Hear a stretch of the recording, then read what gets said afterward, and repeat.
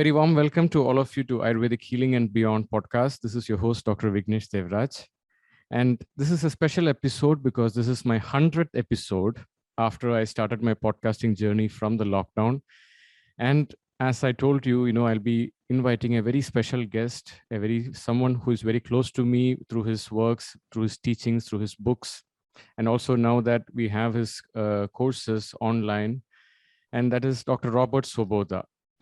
And as many of you might have heard about him, people introduce him as he's the first Westerner to come and graduate Ayurveda and also having the license to practice Ayurveda in India. But many of his close friends, whom I also personally know, tell me about him as he's a pure Indian soul with an American passport. And he has lived in India for a long time, and he's very fluent in Hindi and also quite fluent with Marathi, and who knows inside out of Varanasi. A really pure Indian soul, but he has an American passport that gives him the freedom to travel. So, Dr. Robert Svoboda ji, thank you so much for being part of this podcast. It means a world to me to have you here. Thank you, Dr. G, and namaskaram. And Svoboda ji, I would like to discuss about the book that you have written, Karma, the Fate or Free Will. And being an Ayurvedic doctor, today being an Ayurvedic doctor, I always say, you get the leftover patients of the Western medicine. And many people come with the question, why me? Why do I have to go through this? And why do I have to go through many doctors? And finally, Ayurveda has some solutions, or even if it's not a life-changing solution, but Ayurveda gives some solutions there. So, and then they get into path of spirituality, metaphysics, and also they end up with the concept of law of karma. Why is this happening to me? Some people come with the concept, am I a victim? Why did this happen to me? Some people accept this. Maybe this is the lesson for my life. So then that concept of law of karma, it has been a question for many people. What should I understand from this? What is this karma? And how can I understand and how can I input this into my life and learn from this? So this is what I would like to discuss in this podcast, Svoboda ji. I think that first of all, what's important to remember is Gahana Karmano Gatihi. The gati, the way that karma moves, the reasons why things happen, they are gahana. They're very, very deep. They're very difficult for people like you and me, who are human beings, to understand. Mm-hmm. And just in that example that that you gave just now, and this has been something that's been true really, maybe it's even slightly less true now, but it was true when I started the Ayurvedic College back in 1974, almost 50 years ago, that people came to Ayurveda only after they had exhausted all of their allopathic options. So true. And of course, one of the important reasons for this is that people go, and not everyone, but many people go to allopathy because it offers a quick fix. It offers immediate results. Of course, as is often the case with many things, fast results may not last very long. Mm-hmm. Fast does not always last. And so it is part of we have to think that for those patients, it is part of their karma to have to undergo many different kinds of interventions before they come to Ayurveda that will encourage their entire organism to be transformed. Mm-hmm. Another aspect of that reality is that many people simply do not want to acknowledge what is reality. And the reality is, if you do not eat properly, if you do not exercise properly, if you do not get good sleep, you will not be healthy. And the allopathy offers the illusion that you can ignore everything and take some pills or some injections or get an operation, and that will solve all your problems. Mm-hmm. And what it will do is solve some problems, and maybe it will allow you to ignore other problems. But if you do not do the things that are essential for keeping you healthy, at some point, nothing is going to work on you except going back and trying to become healthier again, which is what Ayurveda is all about. Now, I think we also have to consider the even bigger picture of why it is that Ayurveda, and not just Ayurveda, in India there are many medical systems, but if you think of Ayurveda and Unani and homeopathy and naturopathy and Siddha, people only go to them when they can't do anything else, when they have failed with allopathy. So what must be the karmas of these other medical systems that they only get the patients who have become very chronic and who will take a long time to be cured? So there must be some in not just simple karma. One person's karma is not simple, but compared to the karma of an entire country or a medical system or a planet, then that one individual, that karma is very simple compared to this much more complex sort of karma. And I don't think there's any way to know why this is the case, but I think it's worthwhile noting that it is the case, that if you elect to become a Vaidya, an Ayurvedic doctor, you should understand that people are going to look at you in a particular way. And that way will differ from person to person. Some people will say, he did not get enough marks to go into the allopathic college. That's why he went to the Ayurvedic college. Mm-hmm. And when I attended the Tilak Ayurved Mahavidyalaya in Pune, almost 50 years ago, that was the main reason that 90% of the students went there.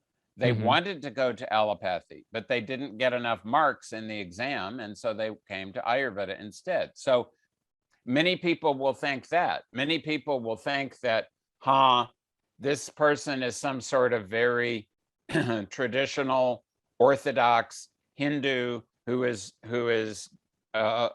only going to expect me to be very orthodox in a particular way, even though nowhere in Ayurveda does it say that you have to be Hindu or that you cannot be Sikh, Christian, Buddhist, Jain, or a Gnostic, even an atheist.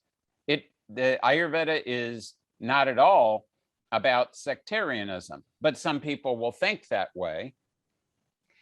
And so the karmas are working in all directions at all times, and understanding why certain things work is a very difficult thing to do, because the system itself is built into the fabric of the universe.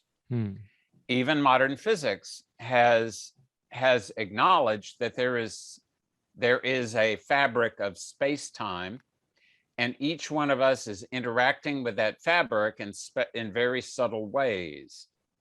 And we refer to that as akasha. So that first manifestation of space-time in the Panchabhautik Vishwa that you and I are living in the universe made of the 5 Mahabhutas, the 5 elements. That first element is akasha. Without space-time, we would not have anything else. And karma is the traces of karma are being stored in the fabric of space-time. So they are available at all times, in all places. Some places, those traces are stronger. Some places they are weaker. And that's why at certain places and times, there will be a greater influence of your karmas or even someone else's karmas on you And someone else's karmas can have a strong influence on you if you have a particular kind of Rananubandhana with them. Rananubandhana literally means the bondage, anubandhana, of Rana. And Rana means debt. In this case, it means karmic debt. I took something from you in the past, you took something from me. Now there is a situation where there has to be, I have to return something to you and you have to return something to me. I think many times people think that karma is very linear. It's, oh, I owe this to this person, I will pay this person, and that will be the end of everything. Not necessarily, because there may have been many of these exchanges that now have to be worked out.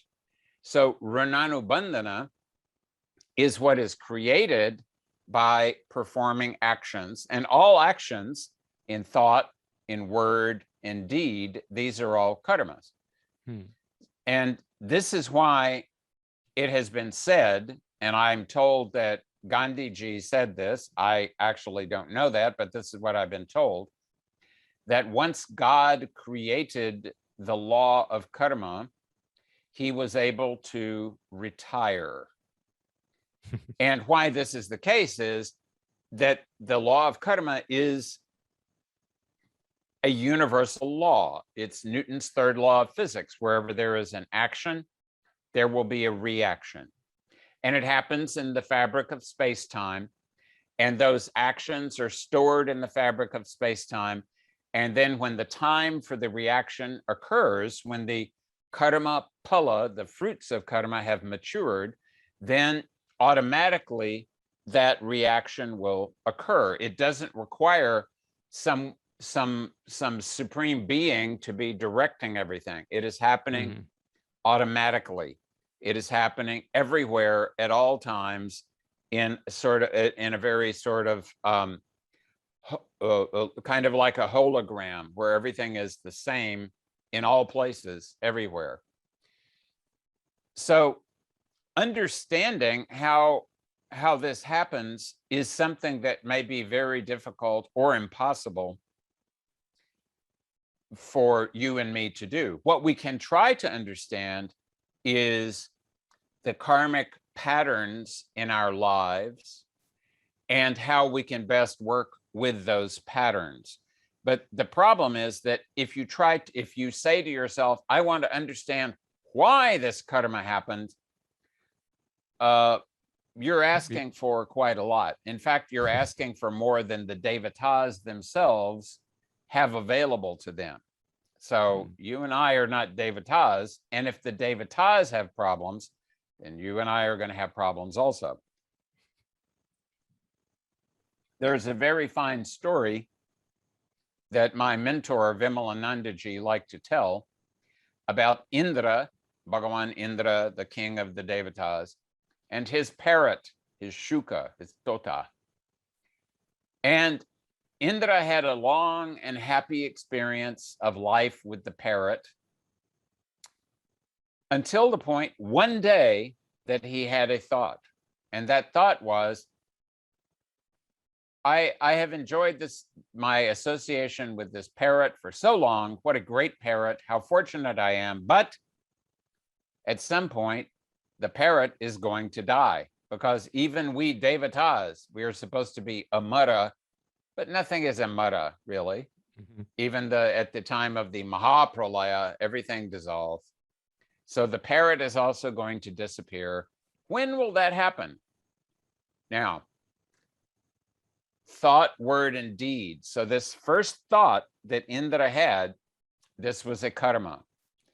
And this set in motion a set of karmas that was going to end in the death of the parrot.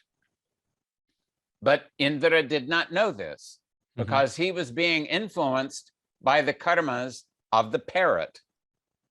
So the karmas of the parrot, because it was time for the parrot to die, the karmas of the parrot started to influence Indra.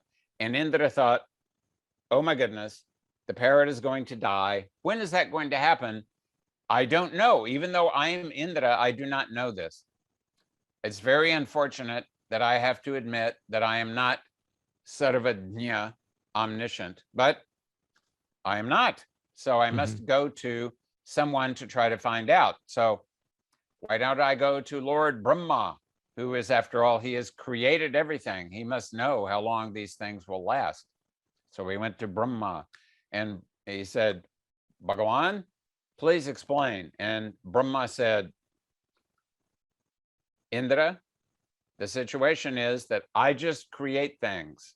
I don't know anything else about how long they live or when they're going to die. So I think that you need to ask Vishnu. But this is a very interesting question. So maybe I will come with you and we will ask Vishnu, because he is the preserver. When he stops preserving, that's the end of the life of that jiva. So they go to Bhagawan Vishnu. And Bhagawan Vishnu, he is lying down on Sheshanaga, he is Sheshashayi, and he is enjoying calm. Lakshmi is massaging his legs. And they say, Bhagawan Vishnu, please explain to us this situation. When is the parrot, this beautiful parrot, look, here's the parrot, going to die? Ek din to mar jayenge. When is it going to die? And Vishnu said, well, yes, I am in charge of preserving everything, but the situation is that even I don't really know when or how they're going to die. I'm just, when it's time for them to die, it becomes obvious. I stop preserving them and then something happens to them, but I really don't know when that's going to happen. So I think what we need to do is go and visit Lord Shiva. He is the god of death. He is in charge of, he sends out Yama, his Swarupa, in order to kill people. Shiva will certainly know. And now I'm interested too, so let's all go and ask Mahesha. So Indra and the parrot and Vishnu and Brahma, they all go to Bhagavan Shankara, who is sitting quietly in Samadhi. And they come, and there's enough of their attention on him that he comes down out of Samadhi and he says, Om. And they all say, here's the situation. When is the parrot going to die? And Shiva said, you know, honestly, I don't do anything on my own. I just follow what Vidata has written. Vidata is fate, destiny personified. All I do is what Vidata sends me a message, time to kill this person. So I go over and kill that person. That's all that I do. But now I'm curious about the situation. So let's go ask Vidata. So now the parrot and Indra and Brahma and Vishnu and Mahesh, all of them have gone to visit Vidata, fate personified. And so they go to visit fate, and they all say, oh, Vidata Bhagawan, you are in charge of deciding who lives and who dies. And when that happens, please tell us when this beautiful parrot is going to pass on. And Vidata said, thank you for asking. Take a look at the parrot. And the parrot was lying on its back with its two little legs up in the air. It was dead. Marge. End of parrot. And they all were shocked and astonished. And they turned back to Vidata. And fate said, it was written in the parrot's destiny that when the parrot, along with Indra, Brahma, Vishnu, and Shiva, all came in front of Vidata, then the parrot would die. So if Indra had not thought of this question and not met all of you, and you had not all come, the parrot would still be alive. However, the parrot is now dead, so that's the end of that. That's such that was the end of that. That's such a powerful story. I mean, when we read that, two questions come to our mind. Like, is everything already predestined, or to what extent do I have my free will? I mean, this is the question that we always go. And like in that book, Fate or Free Will, you have written, there are some parts people believe that if you are sick, you should not go to a doctor because you're going through the sickness because it's your karma. But then Ayurveda people came and told, maybe finding that doctor was also part of your karma, so you came for your treatment. So this was again another way of looking at it. Like, it's not that you're suffering because of your karma, but finding a healer and going through that healing is also a part of your destiny. I mean, so when we look at these two, where do we understand what is it my free will and where is fate? Like, there is a statement which I love, but it's by a person called Reinhold Niebuhr. Grant me the serenity to accept the things I cannot change, the courage to change the things I can, and the wisdom to know the difference. So, Dr. Svoboda ji, I think your book was about how to know the difference, but can you elaborate? How can we be more sensitive to understand the difference? What is it that I can change and what is it that I cannot? What is the karma that I have to go through? And what is the karma that this I can relinquish and also to use my free will there? And this is an excellent question. And of course, it is a question that people have been asking for thousands of years. And there is still no one answer. And there's still no one answer for that very reason that was explained in that story about Indra and his parrot. Exactly. If it is my destiny to experience something, then no matter how many times I try to figure out what to do, all of the directions will point me towards doing what I have to do. So there was a famous story about the Indian film actor Dilip Kumar. I forget his real name. Let's just call him Dilip Kumar. He had a Jyotishi, an astrologer, and that Jyotishi would advise him, please take this project, ignore this project. And by following this advice of this astrologer, Dilip Kumar was a great actor. He was in many classic films. He became very famous. He accumulated a good amount of cash. And then he said to himself, it's great that I've done all of this acting, but I want to be a producer myself. And he came up with a project and he took it to the astrologer, and the astrologer said, absolutely, it's going to be a big hit. And Dilip Kumar made the project and it was a total flop. All of the money gone. And then Dilip Kumar went back to the astrologer, and the astrologer looked again, and then he said, oh my God, I made a mistake that even an amateur astrologer would not make.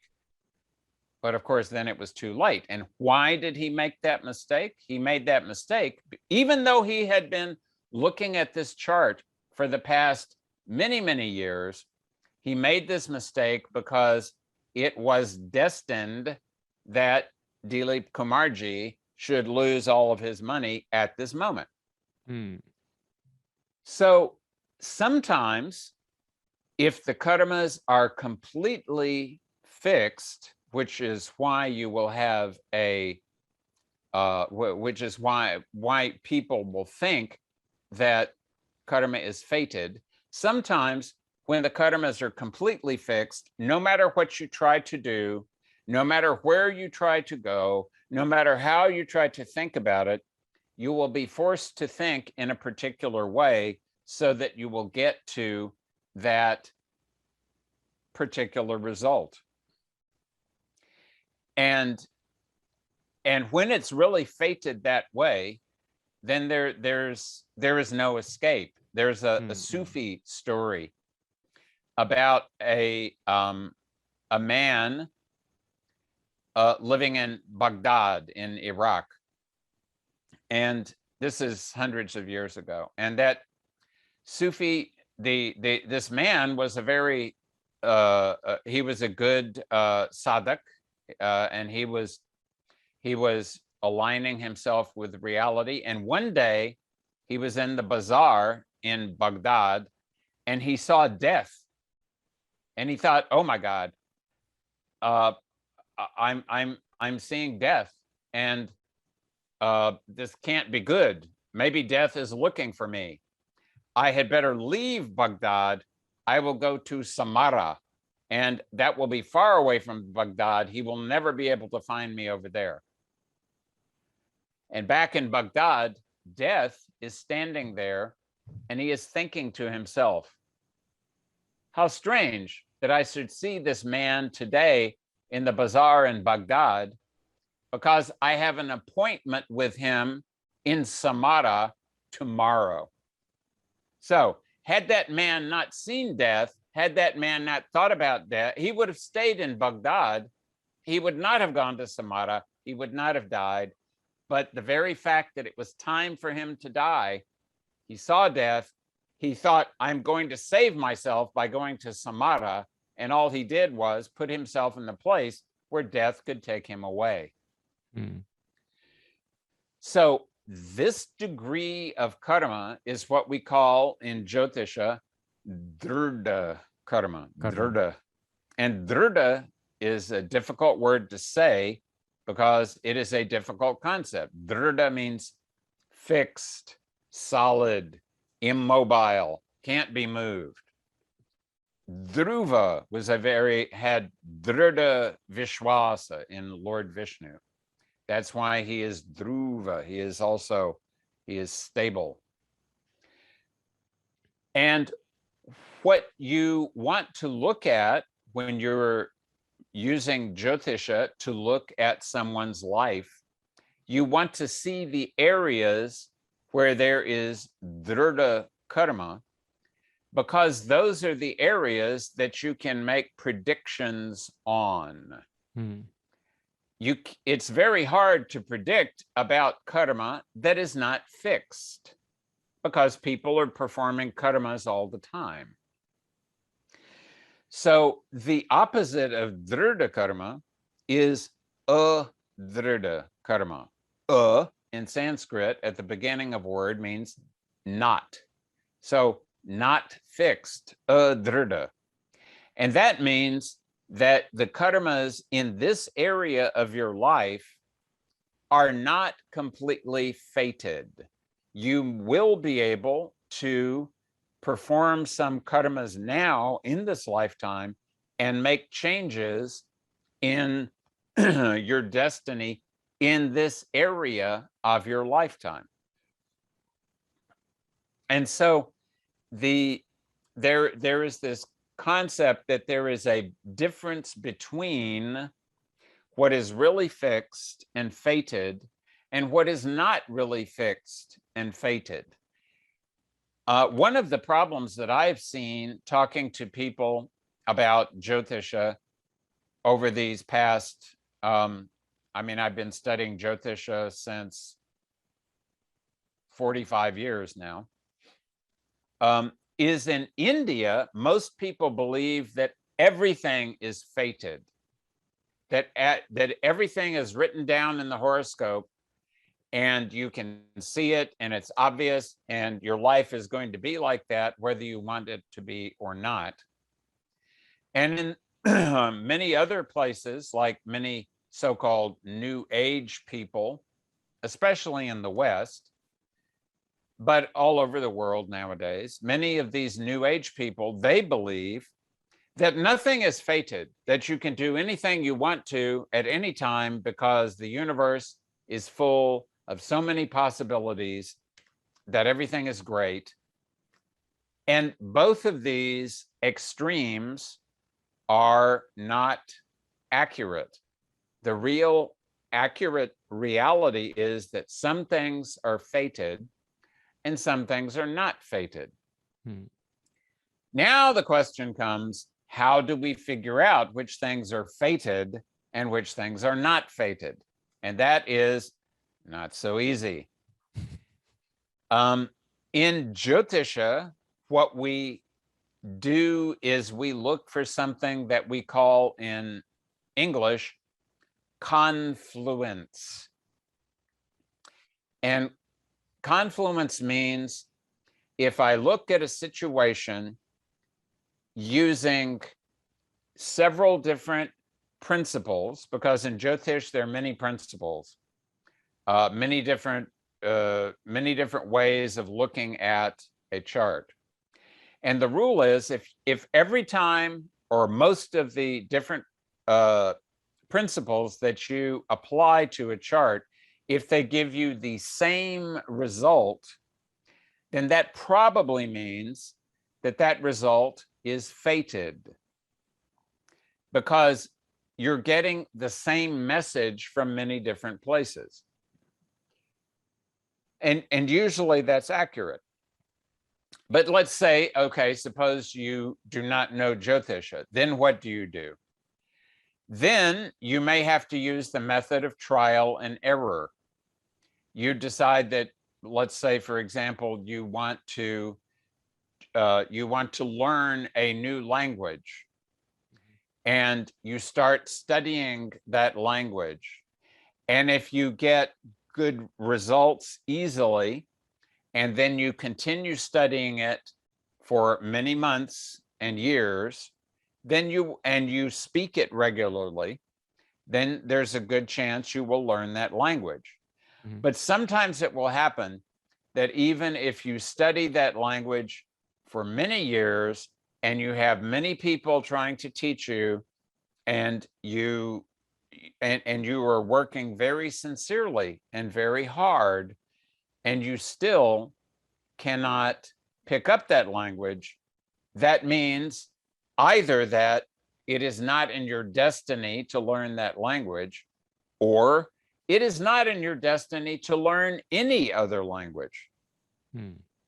So the method of trial and error is the method that you may have to use unless you have something like Jyotisha to assist you, or maybe you have some guru, and then you can employ what we call aptavakya. You can get advice from someone who is very knowledgeable about karma, and they can tell you that this is in your destiny or not in your destiny.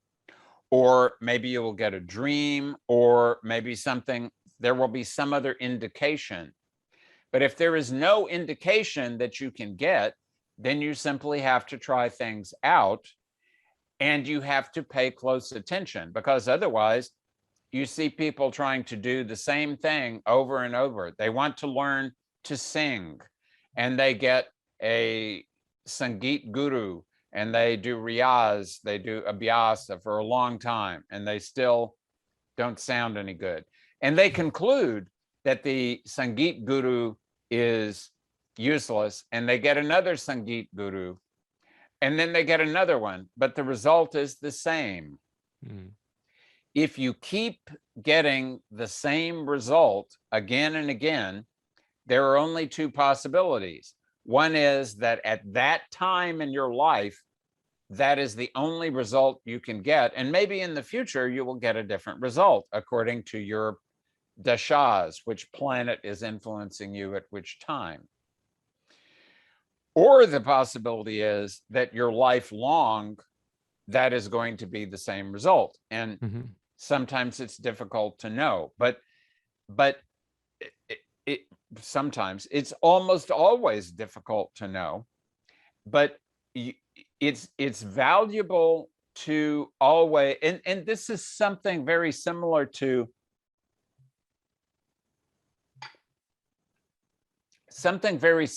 what we describe in Ayurveda as upashaya, unupashaya chikitsa. And what that means to me is that, suppose you have a condition and you're not sure exactly which line of treatment is going to work the best. So you try this line of treatment first. And if it gives you a good result, then you continue with it, because whatever works is the medicine. And you continue with it until it stops giving results, or it starts giving the opposite result, and then you stop. So upashaya and anupashaya. If something works, you continue with it. If it does not work, you stop doing it, and then you start doing something else. This requires you to be very alert, to pay close attention to the results of everything that you do. Now, some results will not come immediately. Some results will take a longer time to come your way. So you have to be, and it's always helpful to have other people, an astrologer, a saintly type sadhu, guru figure, any kind of elder person who has more experience than you, especially an expert in that area of knowledge that you're interested in.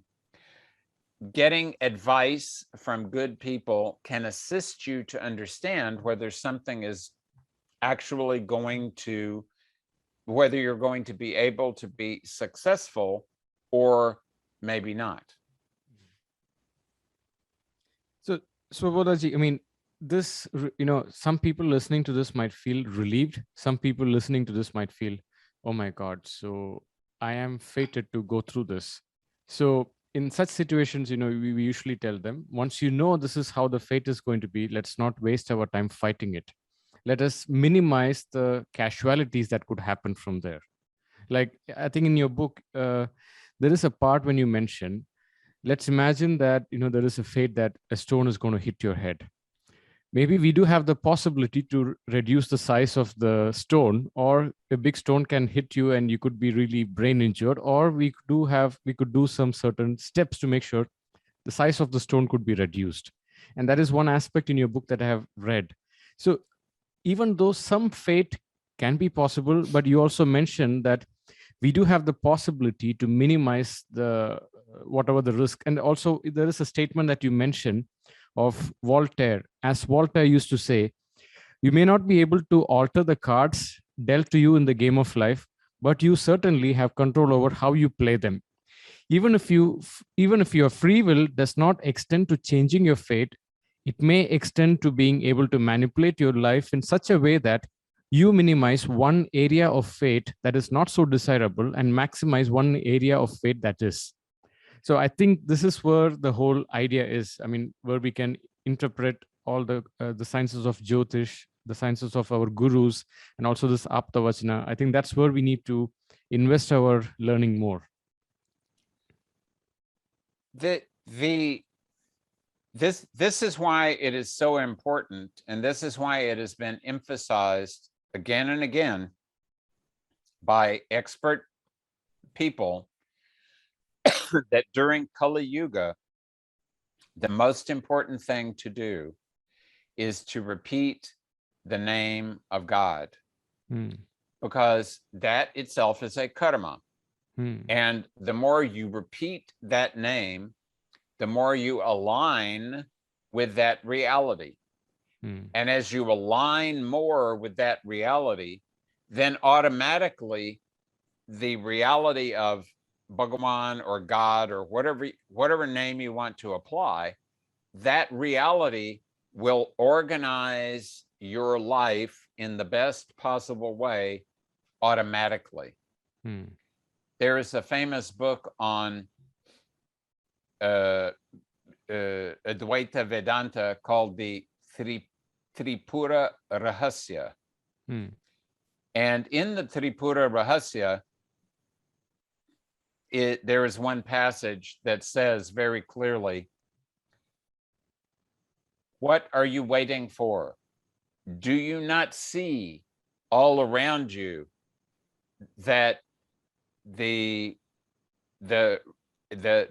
fire of destruction is burning down everything that has been created? Do not waste any time. Immediately go to the feet of Lord Shiva and surrender to him completely, and he will organize things in your life as best as possible. So yes, it makes a tremendous difference. And here is where we have to draw the distinction between the fact of the karma and the intensity of the karma. So it's sort of like the difference between Shiva and Shakti. The Shakti provides intensity.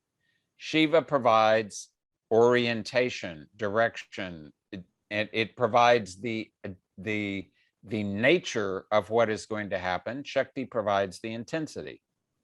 So if it is a rock that is going to fall on your head, Vimalananda, my mentor, used to say, if the rock is destined to fall on your head, it is going to fall on your head unless someone takes that karma away from you and takes on that karma for himself or herself. Otherwise, the rock is going to fall on your head. But it will make a tremendous difference if the rock weighs 1 gram, or it weighs 1 kilo, or it weighs 1 ton. If it weighs 1 gram, it will bounce off your head. You may not even feel it. If it weighs 1 ton, probably you will not feel it either, because it will fall on your head and smash you completely, and probably immediately. If it weighs 1 kilo, then that could cause you a lot of damage unless you have a very strong helmet on. And that helmet, it will hit the helmet, it will dent it, it may bruise your head, but at least it will not kill you. And that helmet is what we call, in both Ayurveda and Jyotish, upaya. Upaya. And aya in Sanskrit, of course, means income. Aya and vyaya. But upaya means a secondary benefit. So it's secondary because it's not solving the problem completely. It's secondary because at least it is mitigating the problem. It is reducing the problem. And this is the third area of karmic intensity. It's called drida karma. Drida plus adrida. So that karma is fixed, but it's not yet completely fixed. Let's say you painted the room, you painted your room, and then you realized, oh my God, this is the wrong color. I don't know what I was thinking. It must have been in my karma. What do I do now? But if the paint has not dried yet, you can still get some paint thinner, and you can reduce the amount of paint on the wall, and then you can put some darker paint on top of it, and it will not be as good as if you had done the original paint job in the right color, but at least it will have salvaged the situation.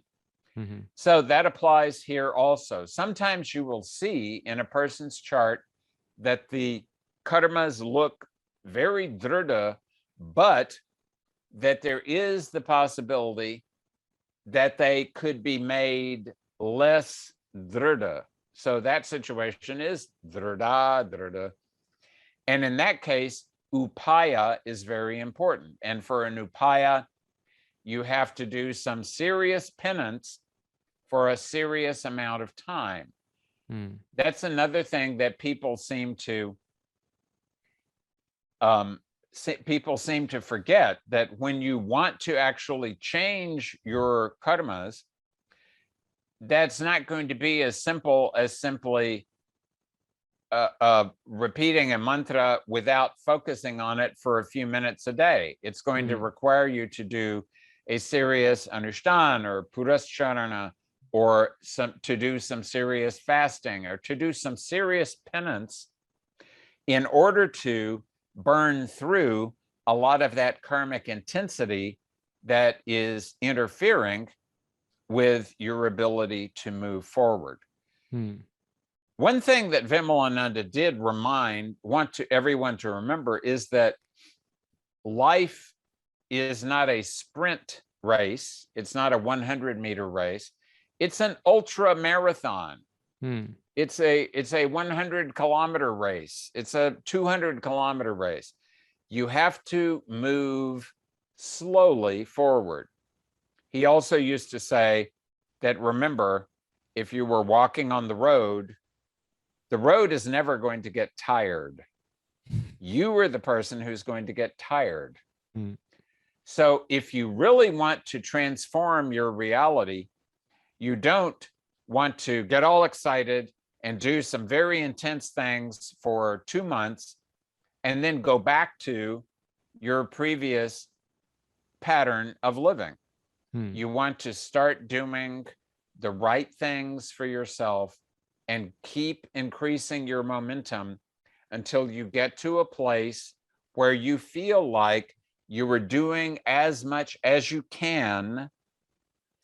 And then you keep doing that much, and you just keep doing that much indefinitely, because if it is giving you good results, you should not stop until it stops giving you good results. But with the name of God, once you start getting good results, you will continue getting good results. Now, in that regard, Vimalananda also said, remember that when you start repeating the name of God, the first thing that's going to happen is you will become more miserable. And that's because God is going to start causing these not so good karmas to manifest so you can get rid of them, so that you can be free of all of this heavy weight of karma that is on you. Because if you did not have a heavy weight of karma, you could not possibly have been born here in Mrityu Loka. You have to have very serious karmas to be born in Mrityu Loka, which is where we are right now. There are no incurable diseases, only incurable people. I think people want it super fast. Yes, I believe that is an excellent saying. I think the most important thing that people need to remember is that you don't forgive someone else for their benefit. You forgive someone for your own benefit.